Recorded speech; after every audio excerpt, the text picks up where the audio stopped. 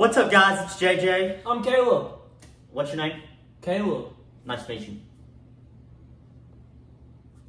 Alright, and hey, this winter circle, we're coming off of week 0, I guess, technically. College football. But, yeah, so there were some games.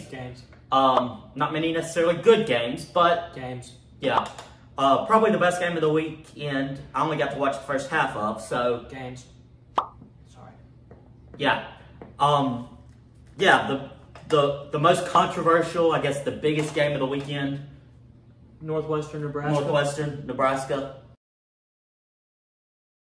It was a great game, for one. I got to watch the first half, and, from what I was watching it, it looked like Nebraska was going to pull away with it. Yeah. Casey Thompson actually looked good.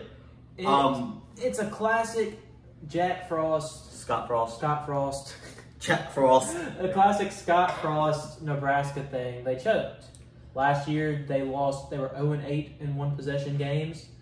Now they're 0-1 in one-possession games for this year. Yeah. So 0-9 to combine the last 2 years. I saw it coming as soon as Jack Frost decided. Scott Frost, for whatever reason, decided to kick that onside kick in the third quarter. I was actually at a game working and didn't see that until after. But I don't get what you're going for. Up 2. You had all the momentum. First off, Northwestern took the lead before halftime, 17-14. Right. And Nebraska scored right out the gate. And then Nebraska scored again. Because they caused a turnover. Mm-hmm. Up by 2 possessions, you decide to onside kick. It doesn't make any sense. And as soon as that happened, I said, yeah, Northwestern's winning this game. Yeah. Because that's the typical Scott Frost thing you do and cause Nebraska to lose. And now you're 0-9 in one possession games the past 2 years. And I would say Northwestern's quarterback, I can't remember his name off the top of my head. Ryan Helinski. He played great. I've got his stats right here. He was 27 for 38, 3 for over 300 yards, 2 touchdowns, no picks. Yeah, that's a so he played very well. Yeah.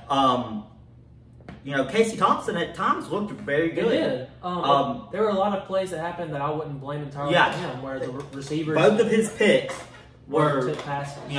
Or hit the receiver in the hands at least. Yeah, and sure, they were a little bit behind, but you expect your receiver to come. A D1 Power 5 receiver should catch those balls. Yeah. And, he made a lot of plays with his feet. I remember the one play where he rolled out, looked like he was scrambling, backed up and threw it off his back foot, and, it was a dime. Yeah, he looked very good. I would not put any blame on this loss on him. I wouldn't either. It's completely on the coach for this one. No other, because what was the onside kick call? Yeah. In what universe, when you're up by 2 possessions, unless you're Lane Kiffin, do you try something like that? And I don't even think Lane Kiffin when you're playing NCAA. And I don't even think as a kid. Yeah, literally. And I don't even think Lane Kiffin would be that stupid. Yeah. Against the conference opponent. I'm sure he's going to go for it on 4th down, but the onside kick, if you're up by 2 possessions, it doesn't make any sense. No. Especially when you had all the momentum. You had just caused a turnover. Right. At that point, it looked like Nebraska was about to just run away with it, like a lot of people thought coming in. And, I liked the Scott Frost hire when they did it. He had tons of success at UCF. Made it a powerhouse program. UCF being the top 25 program is because of him. Mm-hmm. I don't know what happened when he went to Nebraska. You think with the tradition at Nebraska, with him having played quarterback at Nebraska, For me, it's not even a lack of talent. I think he's playing against tougher opponents, and I don't know, man. He beat LSU and Auburn while he was at UCF. I don't get what the difference is. He's had the talent at Nebraska. I don't understand it either. I think it's just bad. I think it's bad coaching decisions. At UCF, I think you could pull off an onside kick in that situation, possibly. Depends on who you're playing. Against Northwestern, who is even last year they sucked, but in recent years have had plenty of success in the Big Ten. That's not something smart. I was watching the broadcast at a time, and they went over kind of the roller coaster of Northwestern. 2018, they're in the Big Ten championship game. 2019, they got 3-9. 2020 Big Ten championship game, and then last year they were 3-9 again. Yeah. So, it's weird. But But look, And as much as I want to blame Scott Frost for this game, you got to give Northwestern credit because they played great. They played good enough to win. Yeah, and it was Nebraska's game to lose, but literally Northwestern played so conservative. Yeah, they challenged Nebraska to not choke. Yeah, and what Nebraska did, and they choked. You know, I wouldn't say necessarily. A lot of people are talking about how maybe Northwestern's going to be much better than they were last year, and a lot of people thought they were going to be coming into the season.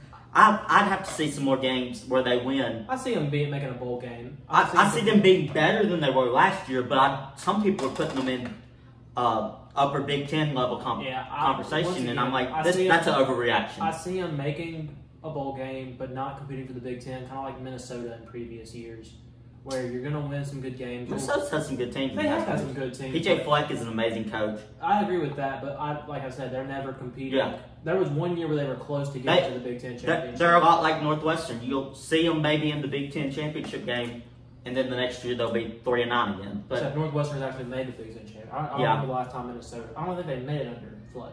I don't think so. Yeah. But what PJ Fleck has done since he was hired, they were the bottom feeder. Absolutely. So he's done a great job. I love watching Minnesota's my favorite Big Ten team. Yeah. I love watching Minnesota. So then we had Utah State, UConn, which that was. No one cares. Utah State was a team that was receiving votes in the AP poll preseason. And what happened?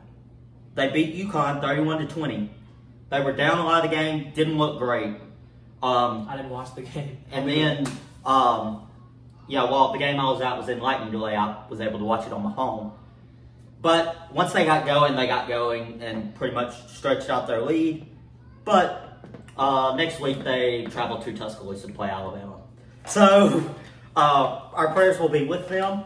Nah, I'm not even going to waste prayer on that. I was talking about for their safety. Oh, sure, yeah, maybe. Yeah. Then we move to Caleb's shock pick of the week. Wyoming is going to beat Illinois. Not my shock pick of the week.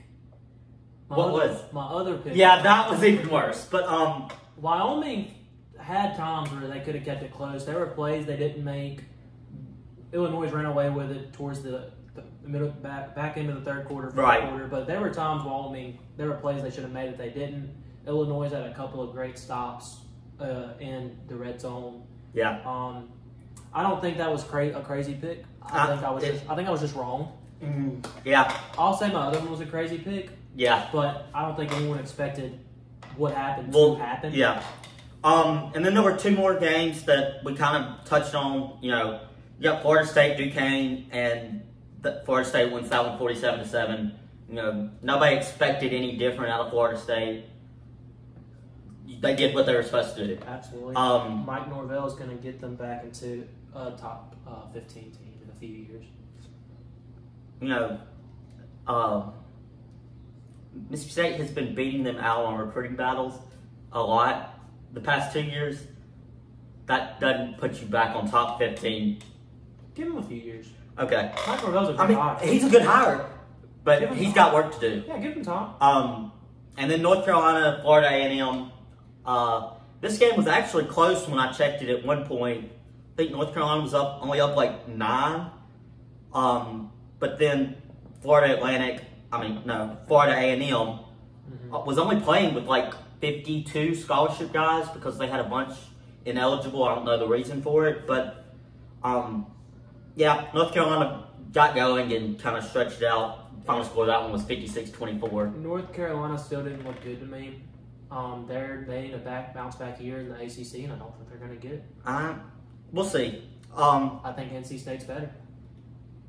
Yeah, I wouldn't argue with that, but say North Carolina's much better than a lot of those teams in the ACC. Then let's talk about Vanderbilt, Hawaii. Let me say this. Looking back at my preseason predictions for Vanderbilt, and if you've gone on the TikTok and seen that, I will now, after watching them play, yes, it was just Hawaii, but they looked like an SEC team playing a group of 5 school. They did. Instead of looking like they were on Hawaii's level.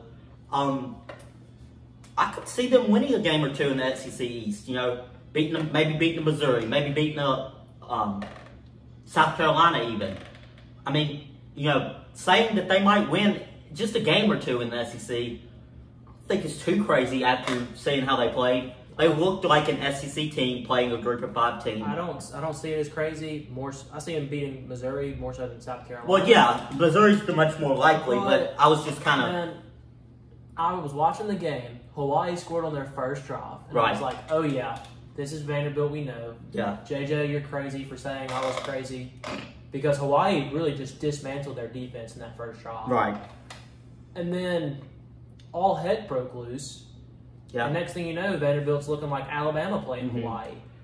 Vanderbilt, the defense after that first drive looked like I thought the Vanderbilt defense would. I had no doubts that that Vanderbilt probably had an SEC caliber defense this year. Like I said, Clark Lee was the Notre Dame defense coordinator. His second year, I felt like they would have one of the worst SEC defenses, but at least it wouldn't be a huge gap from all the SEC defense to them. But the offense, they scored 63 points. That's insane. That's literally insane. Although, I did go back, I didn't get to watch the full game, but I went back and watched the highlights. And the defense had 2 fumble returns for touchdowns. It wasn't like strips or the dude just lost. They were massive hits where the ball popped and flew out and somebody ran under it and caught it. So the defense did score 14 of those points. That's still 49. 63 points was the most by Vanderbilt against a current FBS team since 1941. They looked offensively. Mike Wright looked amazing at quarterback. I think any quarterback competition they had, he put to rest this week. It's hard to believe. If Vanderbilt would have won close, I wouldn't have been shocked. I did not expect them to score 63 points. I didn't expect them to score 63 points. I didn't necessarily expect the game to be that close, but I didn't expect it to be this crazy, I mean, I thought you were crazy for calling me crazy for even suspecting Hawaii would win the game. I don't think I was the only person on earth who said Hawaii's going to win the game. No, you weren't. And that was just dismantlement. I expected a pretty good Vanderbilt defense against Hawaii. I did not expect a Vanderbilt offense that, let's just go through Mike Wright's numbers. 13 for 21, 3 for 150 yards, 2 touchdowns. But on the ground, he carried it 13 times for 163 yards and 2 more touchdowns. So 4 touchdowns in total. And he had a 12.5 yards per carry. That's insanity, dude. Along with a running back committee of 9 carries for 87 yards, 5 carries for 63 yards, 11 carries for 63 yards. And, I don't know what the rest of their... They had over 400 rushing yards. I don't know what the rest of their non-conference schedule looks like. I know they play Northern Illinois, which I'm pretty sure I had them losing that game. Yeah. Probably wouldn't say that now. Northern Illinois is better than Hawaii. Yeah, Northern Illinois. But are they 53 points better than Hawaii? I don't know, dude. Vanderbilt looked good. We saw a funny meme on Twitter that had the SEC power rankings after week 0. Vanderbilt number 1. Everybody else tied for second. That was so funny. And I guess technically they're the only one that's played. So it's crazy to think Vanderbilt could win 4 games this year. I see them probably winning 5. I don't know if I'd go that high. Because I think they win all their non-conference at this point, and I could very well see them beating Missouri or winning it. I think they will win at least one SEC game this year. Yep, I agree. I think they'll beat Missouri. Whether it's Missouri, whether it's anybody, I could see them sneaking up and beating any of those mid-level teams. Just 1 week. Dude, that's just insane. But yeah, they scored 63 points. So week 0, we've already had some surprises. Yeah. We'll have our week 1 kind of breakdown preview episode.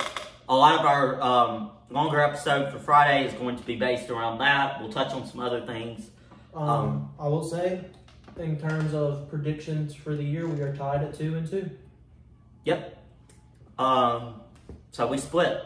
Yep. But yeah, so it's been a good first week of a few college football games. We'll get a full weekend this weekend. So make sure you check out Friday's episode with us talking about it. Check out Victory Lane episodes that have been coming out. Check out just all the shows on the channel. All dog. For our Mississippi State fans out there, if you want an update on how we view the game against Memphis, it'll be coming out very soon after the game concludes. I'd say maybe 2 hours after the game concludes. Yeah, 3 hours. If Sunday morning at the latest. Yeah. So you'll get maybe not a full breakdown, but what we thought went well, what we thought went wrong. Our initial thoughts from right after the game. So excited. So excited for that. Make sure you go follow us on all of our socials, YouTube. Well, I'm assuming.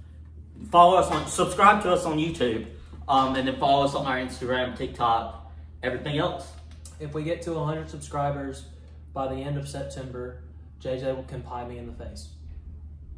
Okay. Not joking. That's the first I'm hearing about this, but I don't have a problem with the idea necessarily. JJ can pie me in the face if we get to 100 subscribers. So yeah, subscribe. We've got a great lineup. We've got stuff coming out every day. Except Sunday.